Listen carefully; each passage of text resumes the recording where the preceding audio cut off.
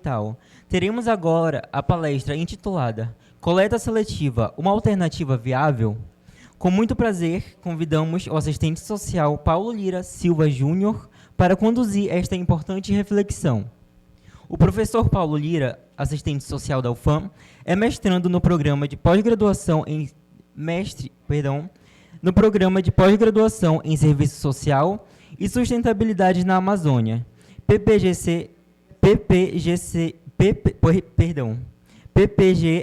UFAM. É graduado em Serviço Social e especialista em Assistência Social e Família pelo Centro Universitário FAMetro. Com experiência na área de serviço social, com ênfase em políticas públicas e sustentabilidade. Seja bem-vindo, Paulo Lira, e tenha a palavra.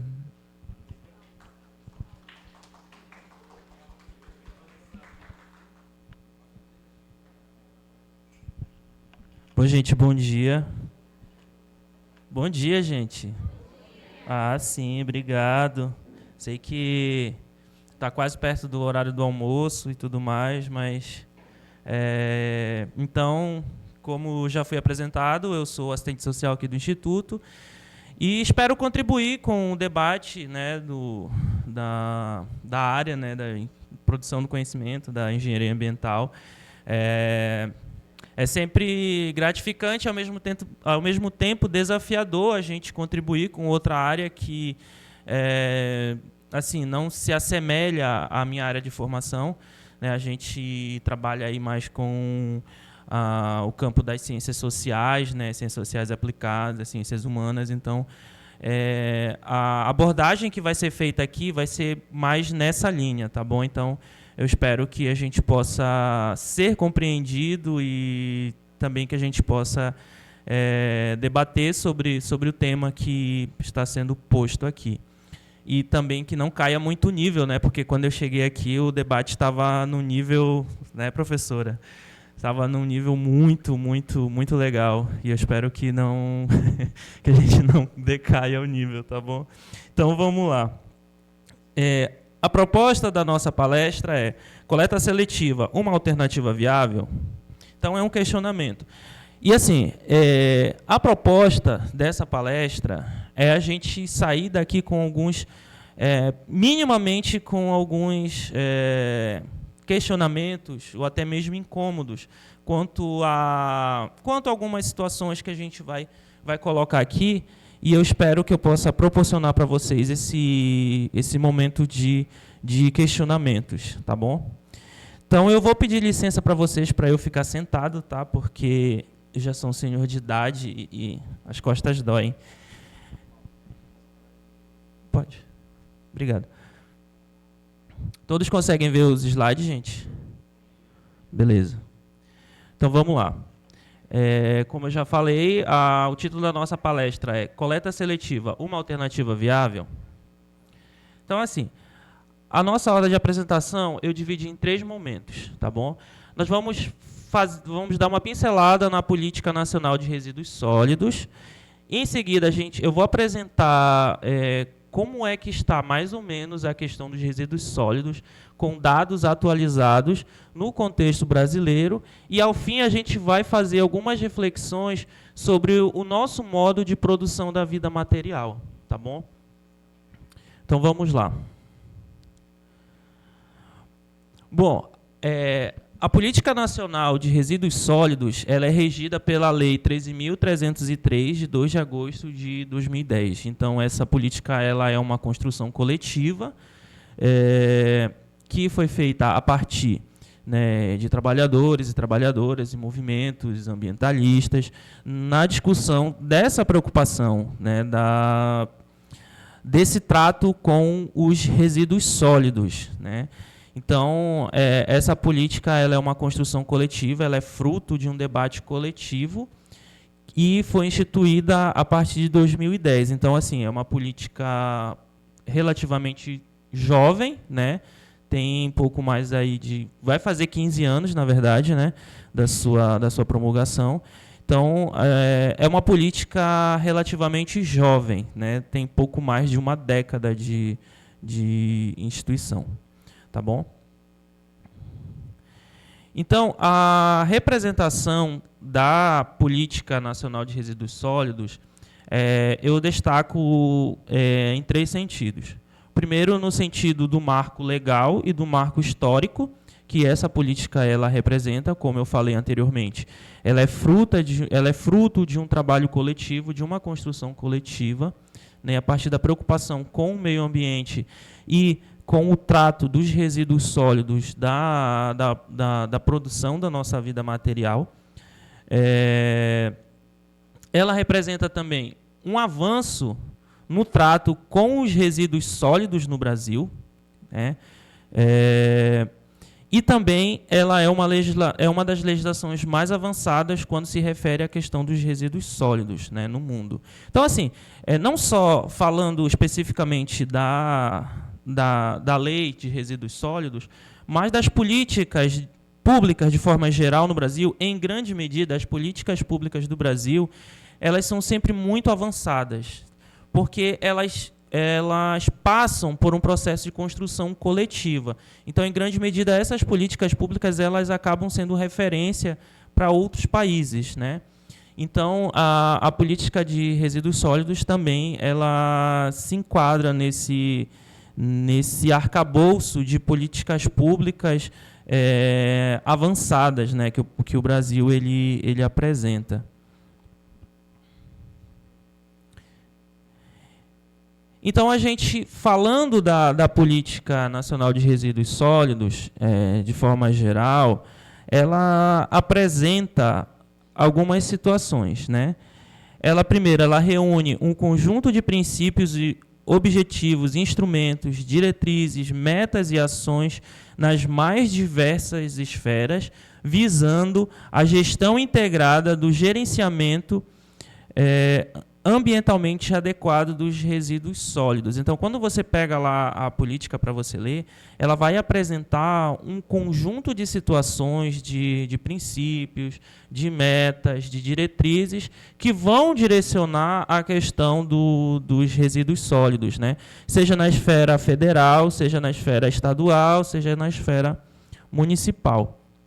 Então, a política ela vai direcionar todo esse processo de gerenciamento desde a coleta do resíduo, né, até a sua dispersão, né. Ela se apresenta também como uma política de conscientização e educação ambiental. Então, para além dessa questão da gestão, ela também traz a questão da educação ambiental, da conscientização. Então, a política ela tem essa finalidade também, tá bom? Então, ela traz no seu bojo essa questão da educação ambiental propriamente dita, né? E uma das prioridades, a principal prioridade da política que ela traz é a não geração de resíduos sólidos, né? Ela dá ênfase na redução e reutilização dos resíduos sólidos, ou seja, na questão da reciclagem, da coleta seletiva e tudo mais. Ela traz essa ênfase, né, sobre essa questão da coleta seletiva. Ela traz também a inclusão da educação ambiental em eventos e em planos. Então, esse evento aqui também ele está embasado na política, né, Política Nacional de Resíduos Sólidos, nesse sentido. Porque a política ela traz na questão da educação ambiental, né, a provocação, de fato, que a gente possa discutir nos nossos espaços e nos nossos eventos, né, como esse.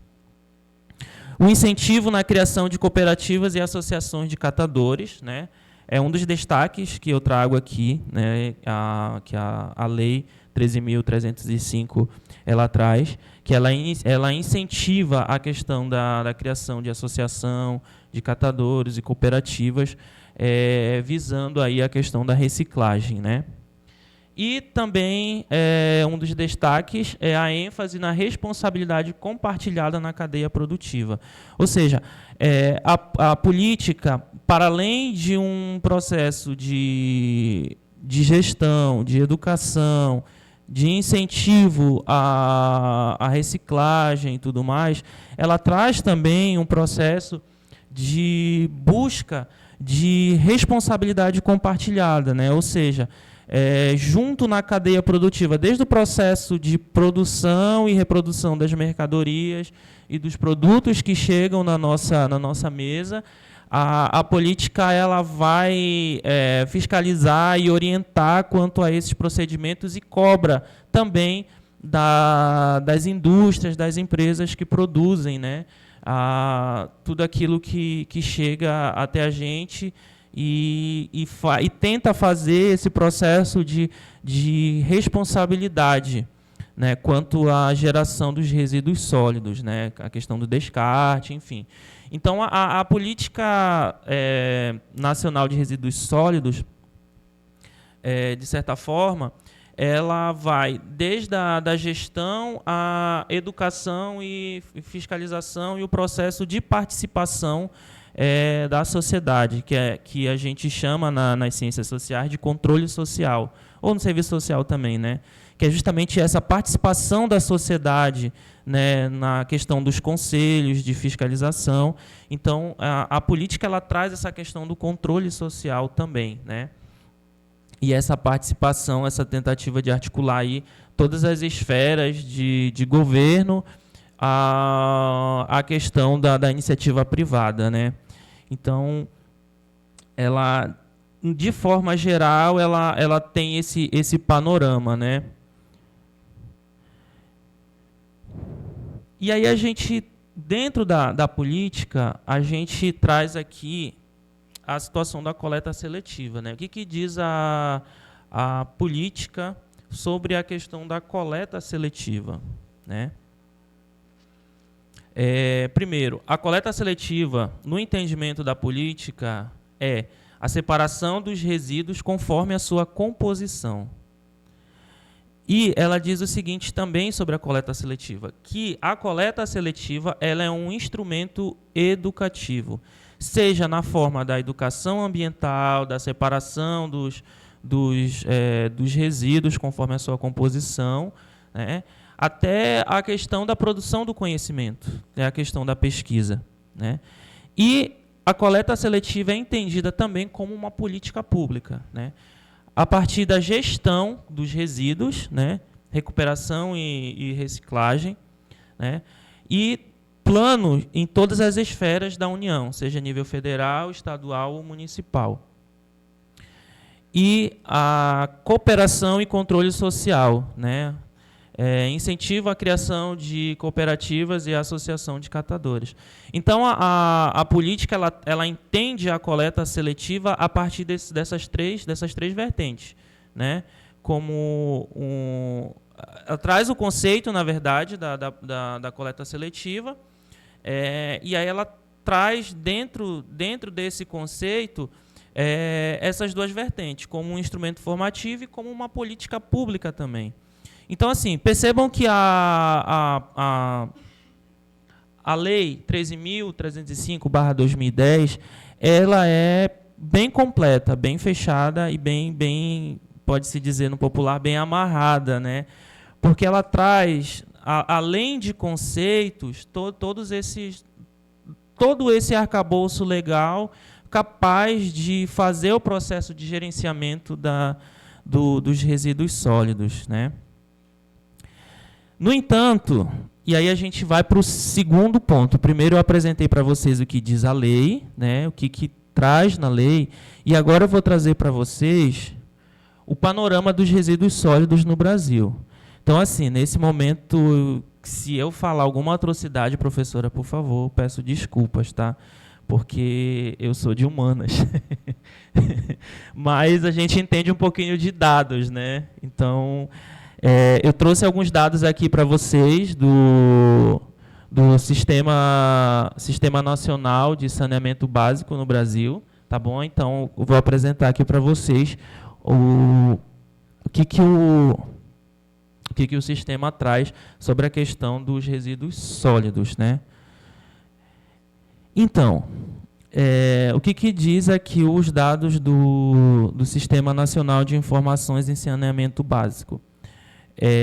A primeira coisa que ele diz é o seguinte, que a cobertura da população com coleta indiferenciada, ou seja, sem a questão da coleta seletiva, ela é bem maior e abrange quase toda a população brasileira, né? Então, chega na população urbana cerca de 97,4%. Ainda temos aí uma faixa de 2,6% da população que ainda não é atendida pela coleta indiferenciada. E aqui eu chamo a atenção sobre a coleta seletiva. Percebam que apenas 36,7% da população urbana no Brasil é atingida pela coleta seletiva, né? Então, a maioria da população ainda não faz parte do processo da coleta seletiva, né?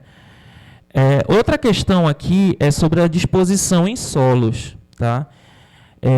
Por mais que a gente veja aqui um quantitativo maior sobre a disposição em solo, sobre aterro sanitário, o que chama a atenção é que, mesmo com esse quantitativo, ainda a maioria, né, que eu posso utilizar esse termo, depósito, dos depósitos de resíduos sólidos ainda são lixões. Então, o que a gente pode fazer nessa análise? Primeiro, por mais que a gente tenha uma disposição maior em aterros sanitários, os aterros sanitários ainda são inferiores quanto ao quantitativo de lixões. Então, a primeira contradição, né, a segunda contradição, na verdade, que a gente pode apontar nessa questão dos resíduos sólidos e da gestão da política, né, nacional de resíduos sólidos, né? Então, assim, dito essas contradições, dito essa questão da política que ela traz, a gente faz a primeira reflexão, né? Qual, de fato, é o impacto dessa política dentro do cenário brasileiro? E dentro daquilo que a gente espera que ela, de fato, execute, né? E aí a gente passa para o nosso segundo momento. Terceiro e último momento, que é o modo de produção da vida material. A gente tem uma política extremamente avançada, a gente tem um arcabouço legal que garante, de certa forma, a busca pela sustentabilidade, mas, assim como toda e qualquer política pública, ela tem limites. E esse limite, ele chega justamente no nosso modo de produzir a nossa vida material. Qual que é esse modo de produzir a nossa vida material? O modo de produzir a nossa vida material, da forma como a gente se organiza em torno da satisfação das nossas necessidades, é o modo de produção capitalista. E aí eu trouxe 3 questões aqui do capitalismo, porque a gente discutir capitalismo de forma geral é uma questão extremamente complexa. Então, tentei trazer aqui para vocês, para que a gente possa entender essa dinâmica contraditória entre a política e a execução de fato dela, trouxe 3 situações aqui. Primeiro, o capitalismo, a organização do trabalho no capitalismo, ela se divide de 2 formas, né? Na verdade, o trabalho no capitalismo ele tem um duplo caráter, que em termos marxistas, a gente traz o trabalho concreto e o trabalho abstrato, né? O trabalho concreto nada mais é do que o trabalho que produz as condições materiais de satisfação das nossas necessidades. E o trabalho abstrato nada mais é do que a produção de mercadorias, ou seja, das relações de troca.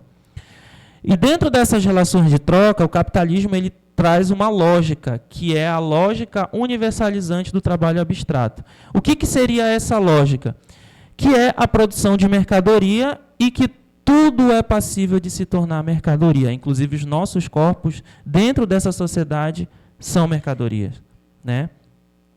Então, para a gente entender essa lógica, a gente precisa partir desse pressuposto, de que tudo é passível de se tornar mercadoria. E qual o outro limite que a gente encontra dentro dessa política da questão da execução? Que a gente está no estágio, a gente se encontra num estágio do capitalismo que a gente chama de capitalismo tardio, que é o momento em que nós estamos vivenciando, que é um processo de retração, não só econômica, mas das próprias condições de vida, né? Então, a gente tem o capitalismo tardio, que é a consolidação da produção da vida material, ou seja, o capitalismo ele se torna a principal forma de produção da nossa vida material, sem nenhuma segunda opção, e que as contradições elas tornam-se mais evidentes. Então, assim, de forma mais geral, esse estágio do capitalismo ele se apresenta dessa maneira, né? Como a consolidação do único, vou colocar bem entre aspas, tá? Um único modo de produção da vida material capaz de satisfazer as nossas necessidades até o momento, e que as contradições desse modo ele tornam-se cada vez mais evidentes. Dentro dessas condições, nós temos a questão de crise estrutural. Eu gosto de utilizar esse termo porque, assim, quando a gente fala em crise ambiental, crise econômica, crise humanitária, nós estamos falando de crise estrutural do capitalismo, que se configura como uma crise na produção e reprodução na base material mesmo das nossas condições, enquanto o processo sociometabólico, ou seja, essa relação de intercâmbio com a natureza. Então, a partir do momento que você tem um modo de produção que visa somente a produção e reprodução de mercadorias, de fato, e que tudo é passível de se tornar mercadoria, e mercadoria descartável, como o plástico, enfim, como várias situações, você tem aí uma crise de base material, né? E essa base material ela vai atingir todas as esferas, econômica, social, cultural, política. E essa crise estrutural, ao mesmo tempo, ela aponta para os limites desse modo de produzir a nossa vida material, que são os limites naturais e humanitários. E esse modo de produzir, ele não se preocupa com esses limites, porque, como ele está em processo de retração, a tendência a ele tentar cada vez mais se expandir para sair da situação de retração. E quanto mais ele se expande, mais a gente tem um processo de produção de mercadoria, exploração do trabalho, redução e retração, e aí a gente traz a discussão novamente da política de resíduos sólidos, a retração das políticas públicas, porque quando você tem um processo de expansão desse modo de produzir a nossa vida material, a tendência é que ele vá cada vez mais buscar formas de liberação e desbloqueio de tudo aquilo que possa impedir o seu processo de expansão. Então, uma das formas de impedir essa expansão são as políticas públicas. E aí entra a discussão da nossa política de resíduos, né? De resíduos sólidos. Então, se a política de resíduos sólidos representa um limite e um bloqueio para essa expansão, sempre vai ocorrer o processo de desbloqueio. Então, por isso que há essa contradição no pé da lei, propriamente dita, e na execução dessa lei. Tá bom? Então, para para que a gente possa entender toda essa dinâmica contraditória do que diz a lei e a execução dela, a gente precisa entender esse contexto, né? Não é tão simples a gente entender esse contexto, mas é o contexto que a gente vivencia atualmente, que é de retração das políticas públicas no Brasil, né? Isso não ocorre somente nas proteções ambientais, né? E aí, diante dessa questão que eu trago aqui para vocês e tudo mais, eu trago algumas reflexões também, tá bom?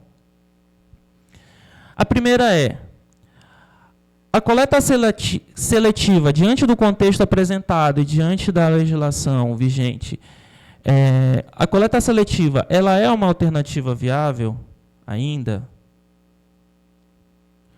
De que educação ambiental estamos falando? De qual educação ambiental precisamos falar? O mero cumprimento formal da Lei 13.305/2010 garante, de fato, a proteção ambiental e social? Qual a crítica e qual a solução diante desse cenário que eu trago para vocês? Então, assim, eu trago essas reflexões porque não basta a gente somente falar de coleta seletiva ou falar da legislação e do cumprimento da legislação se a gente não entende a realidade concreta e essa dinâmica que se coloca diante da gente, né? A gente precisa primeiro apreender esse processo para que a gente possa, de fato, tentar transformá-lo, né?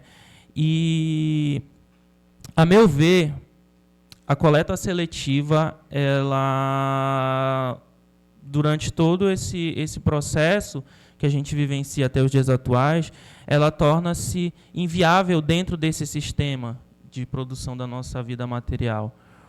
Porque quando você traz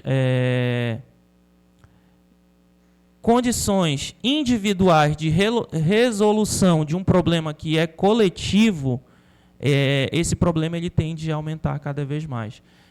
É que nem a gente colocar um band-aid em um golpe de faca aí que precisa de uns 15 pontos, né?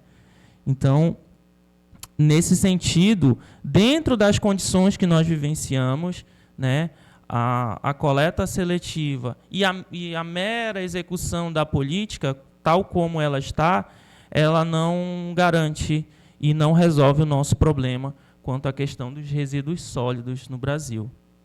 Tá bom? E aí a gente vai se encaminhando, né? E aí eu trago uma reflexão aqui do David Harvey, que ele é um professor, né, de Harvard, se eu não me engano, Cambridge, agora me fugiu a memória, mas ele é da área da geografia, mas ele tem grandes contribuições para as ciências sociais. Ele diz o seguinte, que o capital é um sistema ecológico em constante funcionamento e evolução, no qual natureza e capital são constantemente produzidos e reproduzidos. Ou seja, dentro dessa lógica, a natureza ela acaba entrando, né, para além de uma mercadoria, mas também uma forma de produção e reprodução dessa lógica, né, de expansão, né, do capitalismo e de desmonte das nossas políticas. Tá bom? Então, essas são as referências que eu utilizei para essa apresentação. Foi uma apresentação curta, porque, além de tudo, já estamos nos encaminhando para o almoço e eu estou com fome também. E é isso, gente. Obrigado. Vai abrir para as perguntas, né?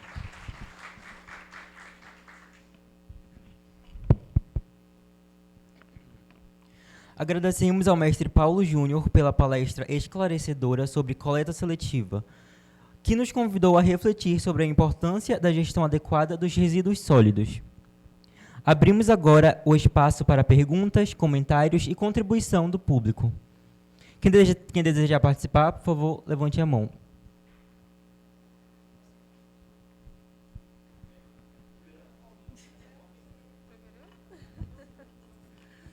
Bom dia a todos, bom dia, Paulo. Obrigada, né, por ter aceitado o convite em fazer a sua palestra, muito interessante, né? Não caiu o nível, como você estava falando, né? Eu acho até que linkou com a palestra anterior em relação à questão de microplásticos, né? Parabéns pela apresentação. Gostei muito quando você fala da crise estrutural, porque eu sempre falo para os alunos, me incomoda quando falam crise ambiental. E eu não acho que é uma crise ambiental, né? É um problema do ser humano que afeta o meio ambiente. E aí você trouxe vários pontos em relação a isso. E eu sempre falo, né, o engenheiro ambiental ele tem que também ver esse lado social, não só a questão do ambiente em si. E aí eu vou fazer só uma pergunta simples, né, baseado no que você fez, você apresentou. Na sua opinião, a sustentabilidade é capitalista? Ser sustentável é capitalismo?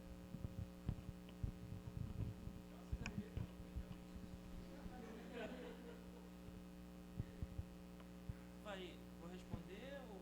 Vai responder primeiro.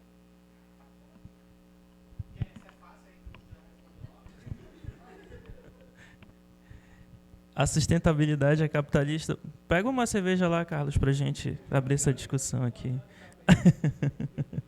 Então, gente, quando a gente fala em sustentabilidade, a gente precisa... Assim, eu vou trazer aqui uma... para a gente entender o que eu quero dizer. Quando a gente fala... quando tem aquela discussão, eu tenho lugar de fala, né? A gente precisa entender duas questões nessa frase. Primeiro, quem fala e de onde fala.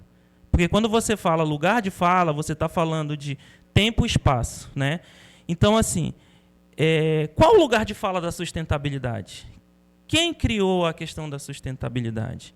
Então, quando a gente discute a questão da sustentabilidade, a gente discute sempre sobre uma forma de gerenciar ou gestar todas as problemáticas que a lógica capitalista ela traz para o meio ambiente, né? É uma forma de reciclar, né? Uma forma de reciclar toda a problemática que a lógica capitalista ela impõe no meio ambiente e impõe no meio social. Então, a sustentabilidade, sim, professora, ela é extremamente capitalista e é uma forma de reformar, na verdade, perfumar o capitalismo de todas as suas problemáticas, né? E, enfim, então a gente traz, por exemplo, né, vinculado à questão da sustentabilidade, o capitalismo verde, né, o crédito de carbono. Então, aquilo que eu disse, é a lógica capitalista, transformar tudo em mercadoria, todo e qualquer debate em mercadoria. Então, qualquer forma de lucrar ou obter acumulação, o capitalismo vai, de alguma forma, transformar todo e qualquer debate. E a sustentabilidade ela é muito vinculada, sim, a essa lógica predatória do capitalismo.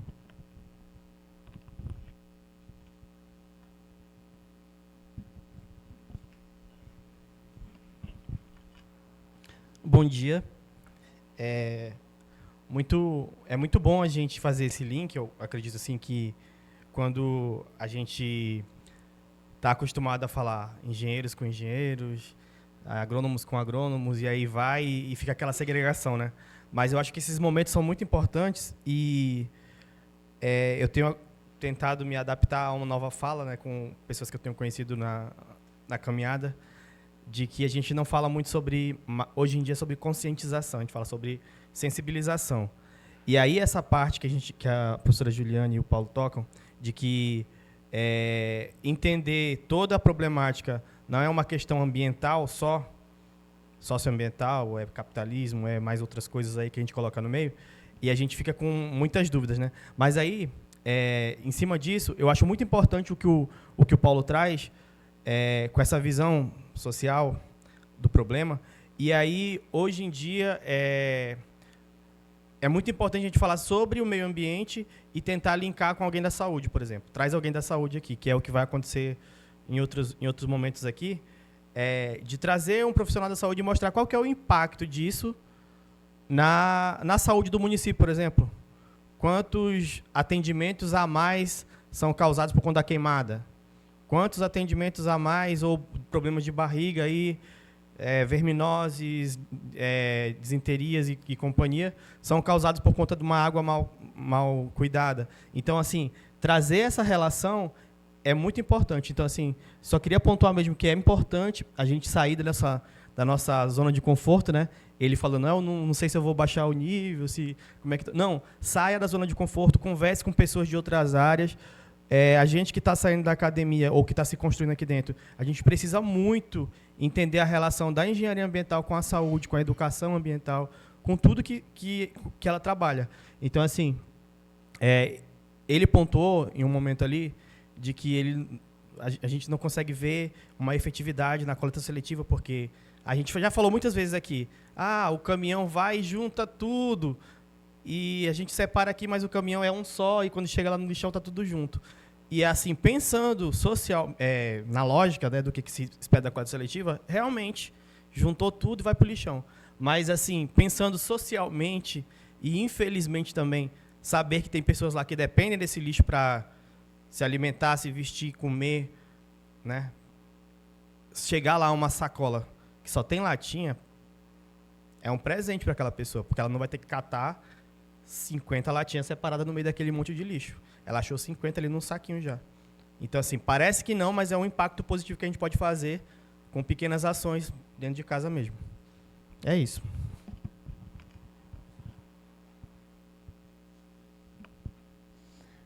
Bom dia, Paulo. Bom dia a todos. Paulo, é muito interessante e realmente a sua palestra, concordo com a professora Juliane, não baixou nível de jeito nenhum.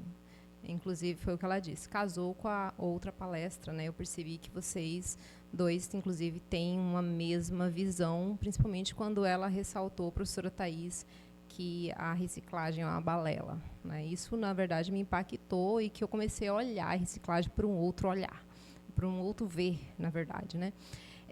Paulo, bom, realmente, né, o capitalismo, se a gente for bem pensar, o que nos prega? E quanto mais a gente consome, mais a gente vai ser bem aceito na sociedade. Isso é um fato, isso é verdade. Mas como pensar, então, em um modelo econômico onde a sustentabilidade ela será, de fato, implementada? Eu gostaria de escutar um pouco de você sobre isso, né? Outra coisa, concordo contigo, a sustentabilidade ela é, de fato, capitalista, né? Porque, na verdade, o que é sustentabilidade? Ela é um tripé, ela busca alcançar ali o desenvolvimento econômico, social, depois ambiental. Sem dúvida, ela é capitalista.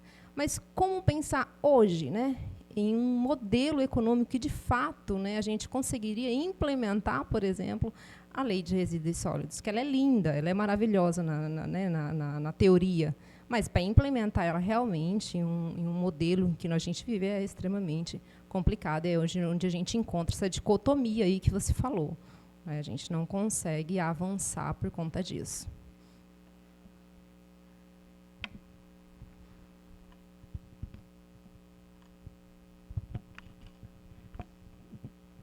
Obrigado, Del. Obrigado, professora. Vamos lá. Primeiro,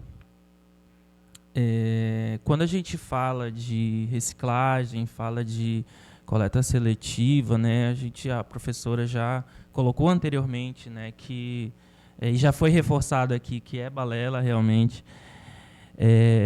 Mas assim, enquanto assistente social, enquanto a minha formação que a minha formação é uma formação crítica, né, dentro das ciências sociais, eu entendo que a gente acaba, como é que eu posso dizer, naturalizando, seria a expressão, né? A gente acaba naturalizando todas as condições que são impostas dentro dessa lógica, né?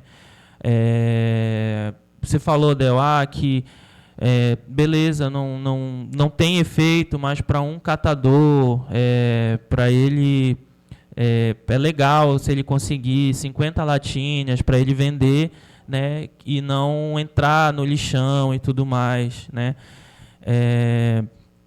Eu entendi, né? Só que, como eu falei, a gente acaba naturalizando essas questões, né? Eu acho que a gente pode muito mais, né? Eu acho que a gente pode dar condições materiais de fato para que esse catador não precise catar latinha, por exemplo, né? Ou se ele precisar catar, em que condições, né? Quais as condições de trabalho, de coleta, todas as condições necessárias, né? Então, eu acho que o debate é esse, não o debate de se a gente puder fazer o mínimo, ele vai conseguir evitar situações de exposição ao lixão e tudo mais, né? Eu acho que o debate não é por aí, mas quais são as condições de fato que a gente pode oferecer a esse trabalhador ou essa trabalhadora que depende, né, desse trabalho de coleta, enfim. Então, eu acho que a gente não pode se limitar ao mínimo, né? Eu acho que o debate precisa ser feito quais as condições que a gente reais, materiais, que a gente pode oferecer a esse trabalhador. E sobre a sua pergunta, professora, sobre um modelo, né, economicamente viável, já digo que dentro da lógica capitalista não existe esse modelo viável. Ou dentro daquilo que se prega a sustentabilidade não existe um modelo viável. A questão ambiental, a questão social que a gente muito discute no serviço social, ela só pode ser resolvida fora desse circuito, fora dessa lógica capitalista. Agora, sim, é claro que longe de ideologismos, né, de um modelo ideal, seja qual for, essa construção desse modelo, ela é uma construção coletiva e ela não é de um dia para a noite, assim como foi a política de resíduos sólidos, né? Ela não foi do dia para a noite que algumas pessoas se reuniram, debateram e colocaram, olha, legal essa política, né? É uma construção coletiva que demanda tempo e um modelo viável, de fato, é um modelo que não restrinja a produção material em produção de mercadoria, e sim na satisfação de necessidades materiais e reais dos seres humanos, né? E dentro dessa lógica capitalista a gente não encontra essa saída. E eu acho que nós estamos num espaço extremamente privilegiado, que é o espaço da produção do conhecimento, do contato com a ciência, né, da produção da ciência, de debate. Então, eu sempre digo que nós, né, que estamos na academia, nós estamos nesse espaço privilegiado e que nós somos promotores desses diálogos. E cabe a nós, né, não o papel principal ou protagonista da história, mas temos um papel fundamental nesse processo de construção ou de desconstrução dessa lógica, né? E eu não vejo dentro dessa lógica capitalista qualquer estratégia que venha ser adotada que possa reverter esse quadro, né? Até porque as nossas legislações, né, elas são avançadas, sim, mas elas também são de um determinado tempo, elas foram discutidas em um determinado tempo. E a dinâmica social, histórica, ela é muito... nos últimos anos, né, a gente observa que ela é extremamente voraz, né? Então a gente acaba... O que, por exemplo, que se discutiu há 10 anos atrás, né, já tem outras situações que já vão se sobressaindo. Então, assim, se for para a gente pensar dentro dessa lógica, nós poderíamos pensar numa nova discussão, numa atualização da legislação, por exemplo, né? E a exigência de cumprimento dessa legislação, né? E essa exigência perpassa pelo controle social, que é aquilo que eu falei, da participação democrática de cada um de nós dentro dos espaços, né, que são colocados os espaços de debate. Então, se for para a gente pensar dentro dessa lógica, o meu ponto de vista é que a gente precisa rediscutir a política nacional de resíduos sólidos e atualizá-la, já que a gente já tem aí quase 20 anos, né, e a dinâmica que se coloca perante a gente é uma dinâmica muito rápida e a gente precisa atualizar. É isso.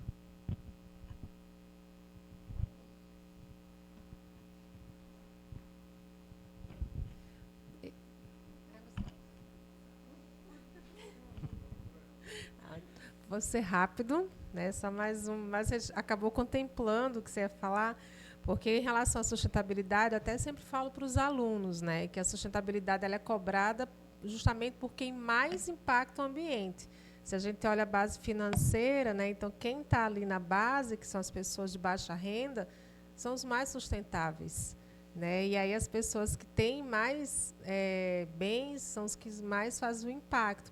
E aí eu ia fazer a minha pergunta relacionada a isso, né? Então a sustentabilidade seria um controle social para poder tentar ver como as pessoas se comportam, essa questão do impacto, a questão do capitalismo, e aí você falou do controle social, né? E aí eu faria essa pergunta, então, seria essa questão ambiental um controle social para a sociedade?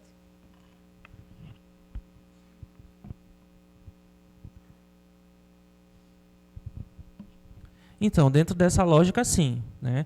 Toda e qualquer política pública, gente, sem participação social, ou seja, sem um controle social, ela não se efetiva, não adianta. E, às vezes, até mesmo com controle social, essa política não se efetiva. Porque existem, esses espaços são espaços de disputa política, disputa de poder, né? E não se enganem, são espaços de interesse, sim, né? Então, assim, sem esse embate, sem esse controle social, toda e qualquer política ela não se efetiva dentro dessa lógica. É claro que eu me identifico e quero deixar bem claro que esta palestra ela não tem interesse nenhum de ser imparcial, na verdade, ela é uma palestra parcial mesmo. Mas dentro do espectro ideológico que eu me identifico, eu entendo que para a gente chegar em um estágio de superação dessa lógica, a gente precisa do passo a passo. E esse passo a passo perpassa pela organização coletiva e principalmente no debate dentro dos espaços e desse controle social, ou seja, participação social e dentro desses debates das políticas para que elas se efetivem de fato.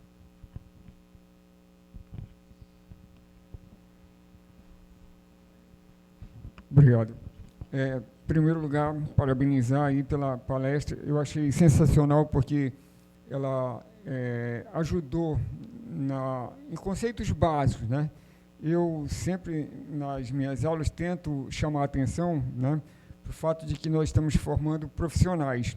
Profissionais, né, e vocês que passaram por mim sabem muito bem que significa o quê? Uma concessão, né? Uma concessão que a sociedade dá a você para explorar determinado serviço. Entender, né, que esse profissional está dentro desse contexto aí de um modo de organização social da produção é fundamental. Então, eu achei muito legal porque veio contribuir com isso. Mas vou ser bem objetivo na questão que eu acho que, pelo que eu entendi, você fez uma dissertação, né? Então, quais seriam os limites que você identificou na lei 3.305 dos resíduos sólidos, que, de repente, limitam o processo de expansão capitalista nesse setor, na questão de transformar isso em mercadoria, né? O que limita, quais são os pontos que limitam a expansão do processo capitalista nessa questão? Obrigado.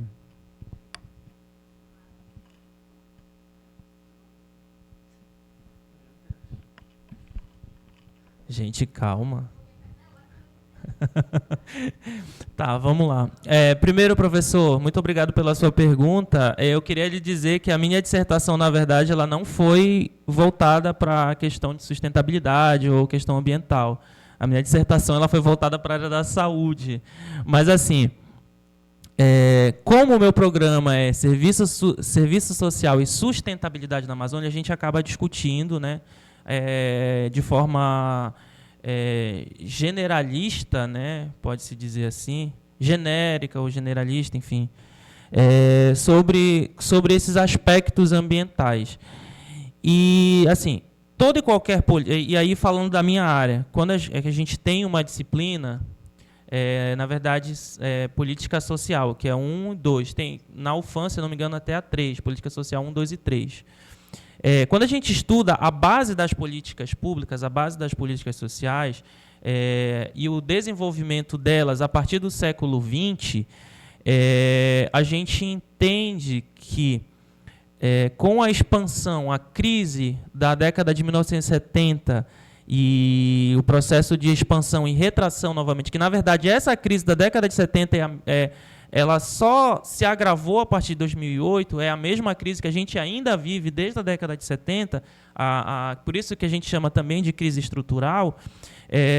A partir dessa crise, você tem uma pressão, né, dos grupos econômicos dentro de toda e qualquer política pública do Estado, seja o Estado brasileiro, seja o Estado da Inglaterra, da França. Então, todo esse processo de crise ele pressiona para que o Estado flexibilize as legislações. E aí, quando a gente entende essa base lógica, né, desse processo das políticas, logo a gente entende que as políticas de lá até aqui elas sofrem esse processo de desmonte. E dentro da Política Nacional de Resíduos, ela traz algumas questões, e aí elenco, por exemplo, a questão do aterro sanitário, né? O aterro sanitário ele é previsto na política, ele tem um impacto sustentável, né? Tem um impacto sustentável e tudo mais. No entanto, o que é mais barato? O aterro sanitário ou o lixão? Dentro da lógica do Estado, das políticas, né? Então, dentro dessa lógica, por exemplo, você tem um impacto de pressão para que se construa menos aterros sanitários e que se possa fazer que é colocado como meio termo, que é o aterro controlado, é isso? Que é só a compactação, né? É somente a compactação. Então, é colocado que ele é mais barato do que a manutenção de um aterro sanitário, por exemplo, né? E o aterro sanitário também tem um período de validade, né? Então, todas essas... É só um exemplo, né, para que a gente possa entender qual que é o limite, né? E que é pressionado, por exemplo, a questão do aterro sanitário, a questão do incentivo, por exemplo, à associação de catadores, de cooperativas, porque a partir do momento que você entende que existe uma organização de trabalhadores e trabalhadoras que estão desenvolvendo uma atividade que não é uma atividade que vai gerar lucro para grandes indústrias, grandes centros financeiros, você também vai ter automaticamente uma pressão para que um desmonte, na verdade, desse aparato, para que isso não ocorra. Então, são mais ou menos... São 2 pontos assim que eu posso elencar dentro da política de resíduos que, de certa forma, apontam para determinados limites, né, daquilo que pode ou não ser explorado pelo capitalismo, por exemplo.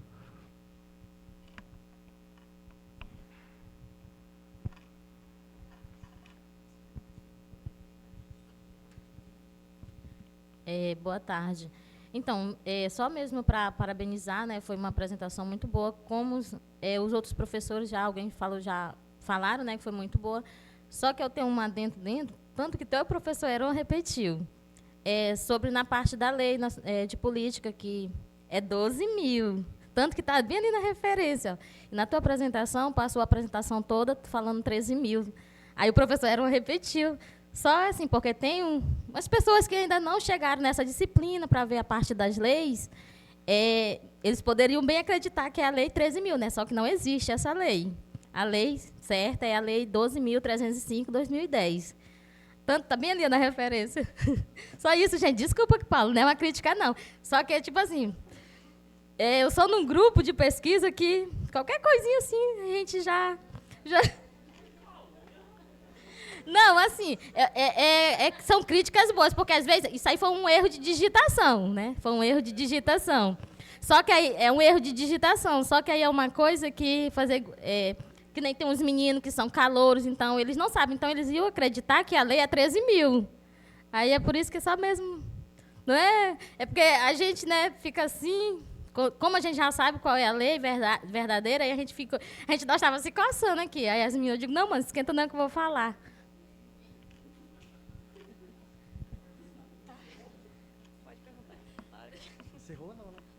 Rapidinho. Quero parabenizar o professor Paulo pela explanação, foi muito boa.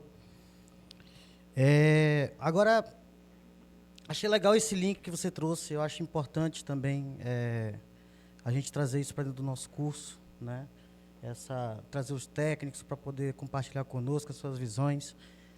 E aí eu fiquei curioso numa visão sua, que eu tenho, de forma superficial ainda, eu tenho consumido um conteúdo que também se aproxima um pouco do que você falou aí. Eu estou achando bastante interessante algumas questões também sociais. Aí eu queria te fazer uma simples pergunta, assim, para a gente almoçar.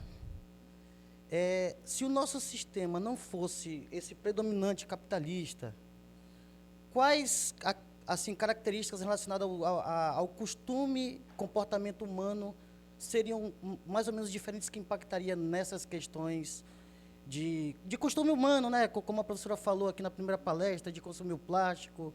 Como que um outro sistema mudaria o nosso comportamento? O que você acha, a sua visão, assim, bem... Obrigado.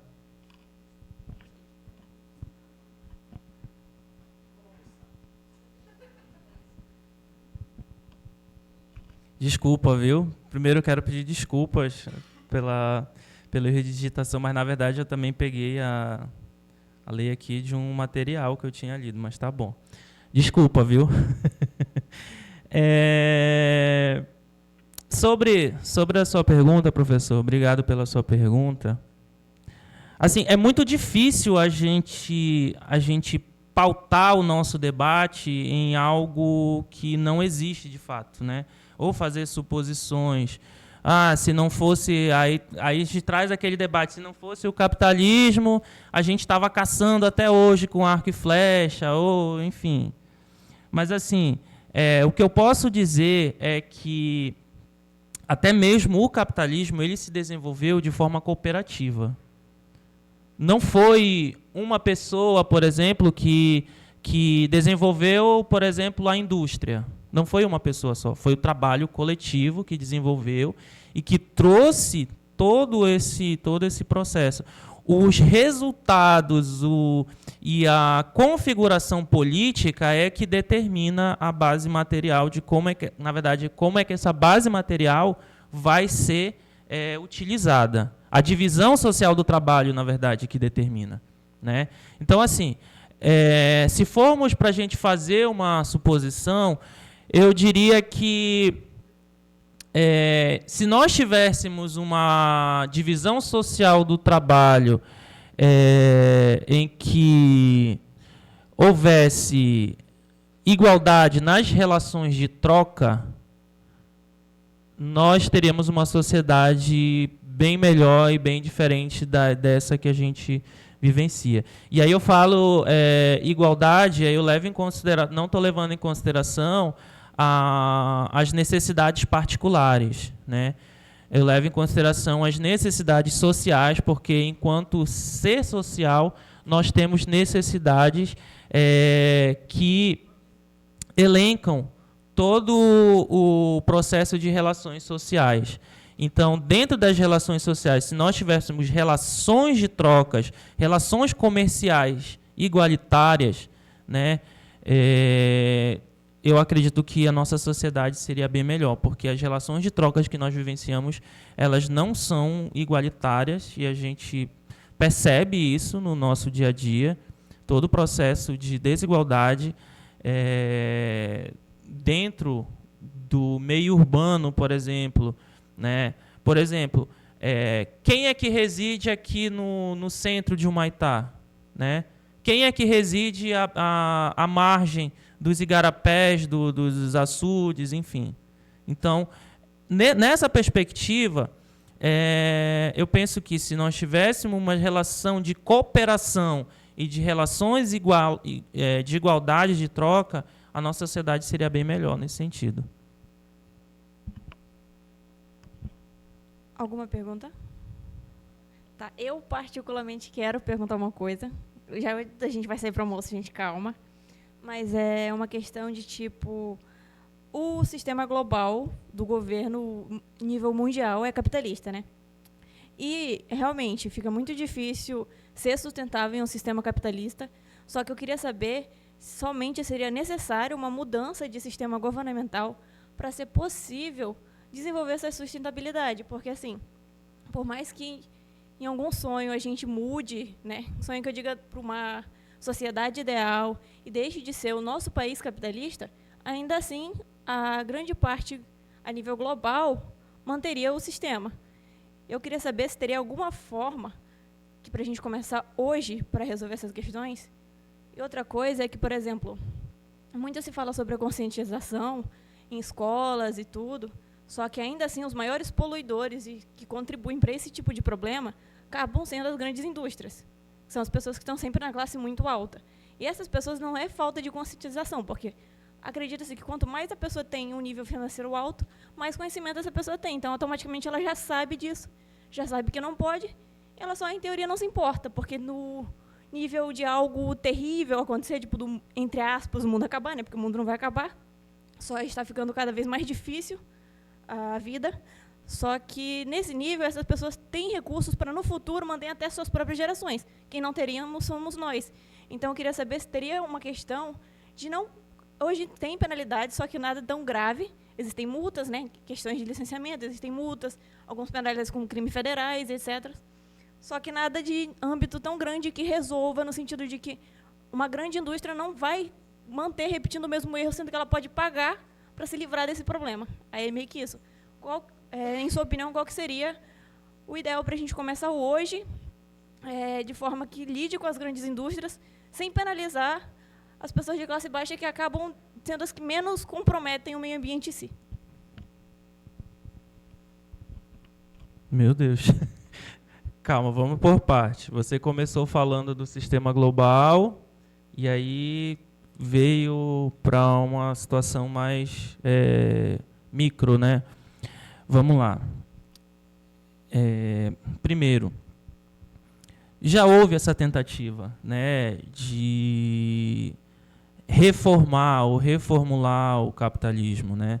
A gente tem experiências aí, inclusive as políticas públicas que nós temos no Brasil são políticas reformistas, né, de tentativa de controle do capitalismo, né? A Constituição Federal de 88 é uma tentativa, né, de buscar dar cidadania, que a cidadania também é um conceito capitalista,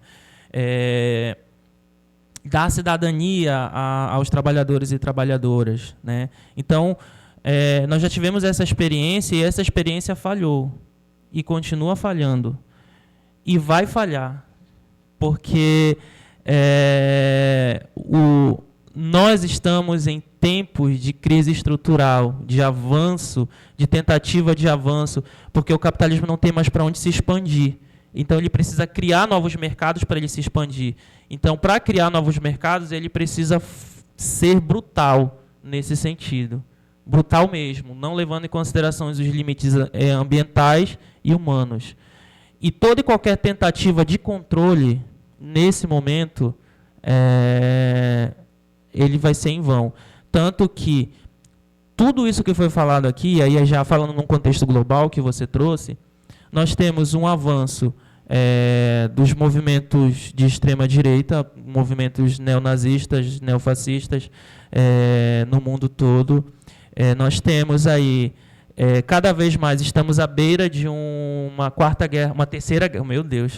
terceira guerra mundial, né? E toda e qualquer tentativa nesse momento de diplomacia, qualquer que seja, ou sei lá, de tentativa de controle desse avanço, ele será em vão. E assim, eu entendo a sua preocupação, é uma preocupação minha também, né? Não sou tão velho assim. E o que eu posso dizer é que, minimamente, é aquilo que eu falei para a professora Juliane. A gente precisa participar, a gente precisa estar atento e participar desses debates e participar dos espaços que são colocados para nós, principalmente na universidade. A universidade, ela é um espaço, volto a dizer, privilegiado de debate. E você precisa estar inserido nesses espaços para minimamente ter condições de avanço nesse sentido. Então, assim, vejo como qualquer tentativa de tentar reformular ou controlar esse avanço do capitalismo como falha. Inclusive, nós temos uma tentativa no Brasil, né, recentemente. Né, o atual governo foi uma tentativa de tentar gerenciar esse processo de avanço predatório e está falhando. Né? Então, qualquer tentativa nesse sentido será falha. E, na primeira tentativa que falhar, não pensem duas vezes que o capitalismo ele não acionará o seu botão de emergência das crises, que é justamente os movimentos neofascistas. Né? Então, não estou dizendo, gente, que isso aqui não é um fatalismo ou que a gente não tem saída. Muito pelo contrário, estou colocando a dinâmica que está sendo posta para nós. E cabe a nós encontrarmos as estratégias. E a primeira estratégia é justamente essa. É a gente participar desses espaços, disputar esses espaços coletivamente. Porque só coletivamente a gente vai conseguir, de fato, ter alguma alteração minimamente para a gente tentar sobreviver a esse colapso que a gente vive. E não é um colapso ambiental, ele é estrutural, tá bom? Alguma pergunta? Já que não temos mais perguntas, agradecemos a todos pela participação e mais uma vez ao mestre Paulo Lira pela sua importante contribuição. Lembrando que à tarde teremos 2 minicursos super importantes para a nossa formação, que serão ministrados pelo professor Miqueias e pelo professor Benoni. Obrigado pela participação e conto com a participação de vocês nos próximos dias.